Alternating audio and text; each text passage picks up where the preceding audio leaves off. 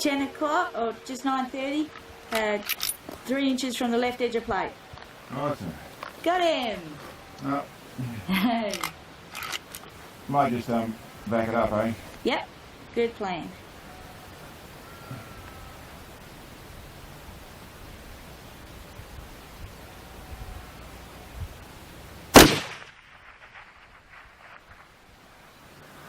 Hit! 10 o'clock, well, it's just near the top of the plate, 4 inches from the top.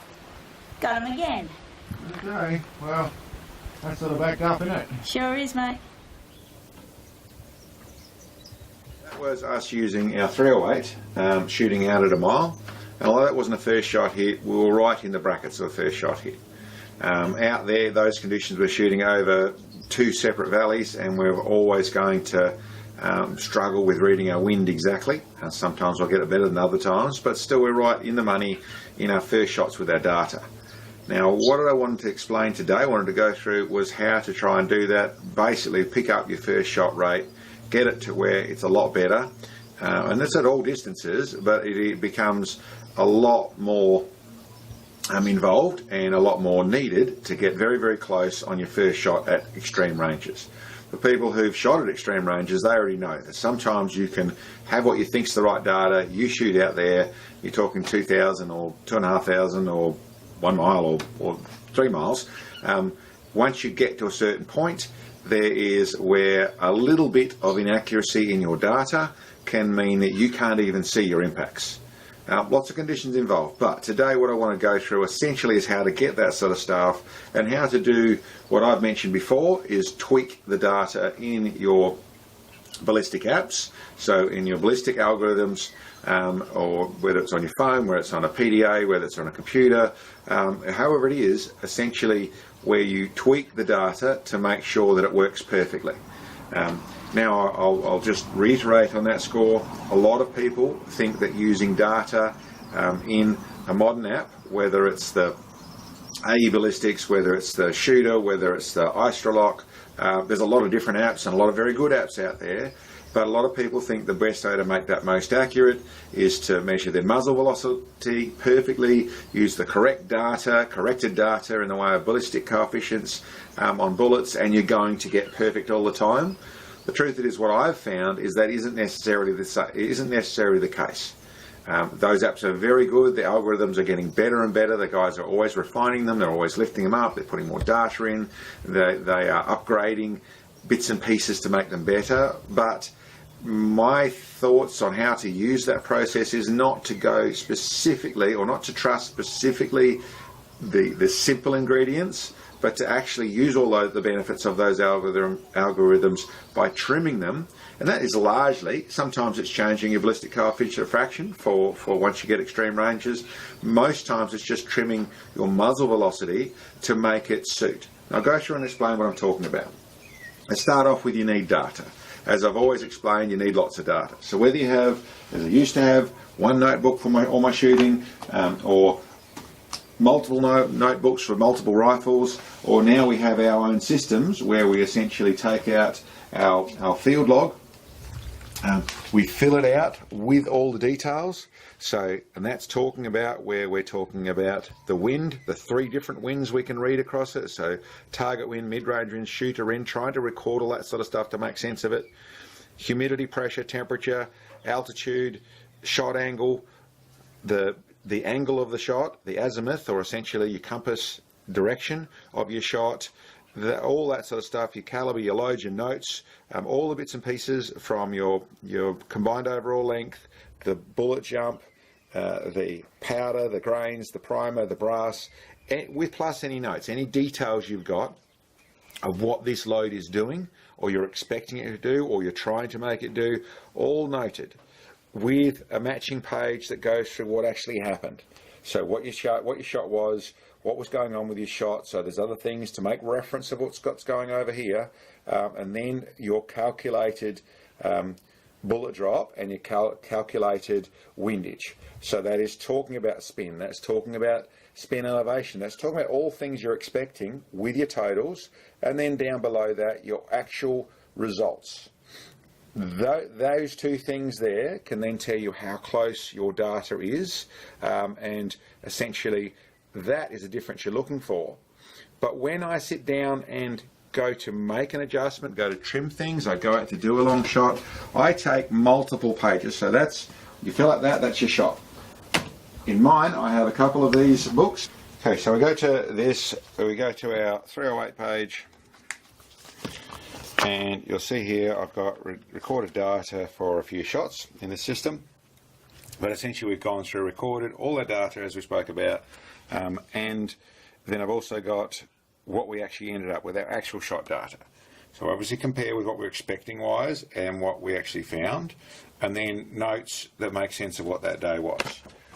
Over another couple of pages, same detail. All the shot data, all the actual weather data, load data, and then over here what we calculated, what we expected, and what we shot, notes once again. Once again, this is the shot from last week.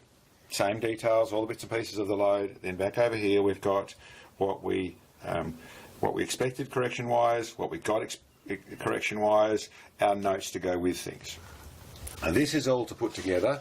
This is used along the lines of where we put in essentially the correct the dope of what we've actually found. So all our shot data, I go through and I run that back through the particular ballistic program I'm using, run it back through that to make sure that essentially I get, once I put it in there, I get the data. I use all the weather from that day, I put it all in as if I was about to do that shot, and then see what my result is. I do the same for the next day and see what my shot is, see what my result is, see how close what I'm putting into my, to whether it's an app on a phone, it's a PDA, whatever that program is, however I'm doing it, I put it all through that process and see I'm getting to the same place.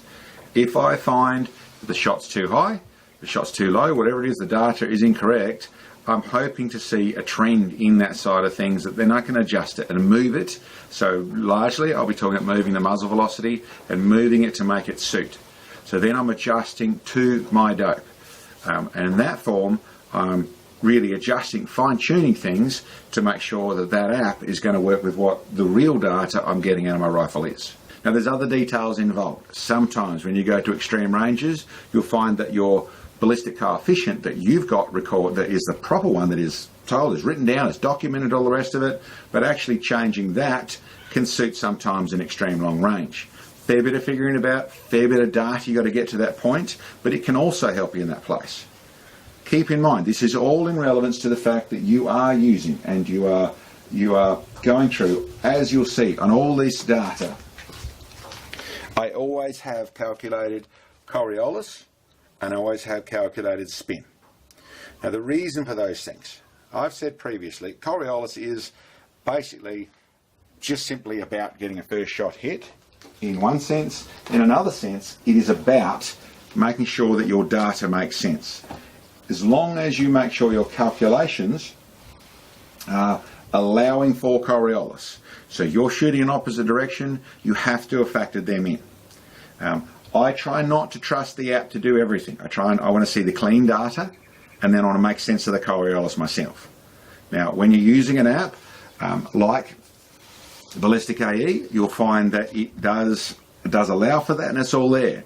Go through the effort of taking out your Coriolis, go through the effort of taking out your spin drift to find out what it's actually telling you so you've got clean data.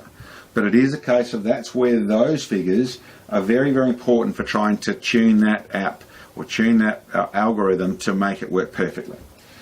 Anyway, that's basically the concept I want to say. The process of actually tuning an app is about data, recording it. Like I said, no matter how you're recording it, all those functions need to be recorded, because essentially this is another thing where your actual your temperature coefficients, your temperature reaction of the actual powder, your temperature reaction of the day, how it actually affects things is relevant. And changing that number, whether it's a 0.1 or it's a 0.2 or it's a wherever it is in your temperature stability of your powder, is really, you can go through a simple test at the beginning of things where you just change your temperatures, and you see guys do that, put a bullet in ice, cool it right down, shoot it, heat it up, shoot it, record the difference. it's only one very little piece of temperature change.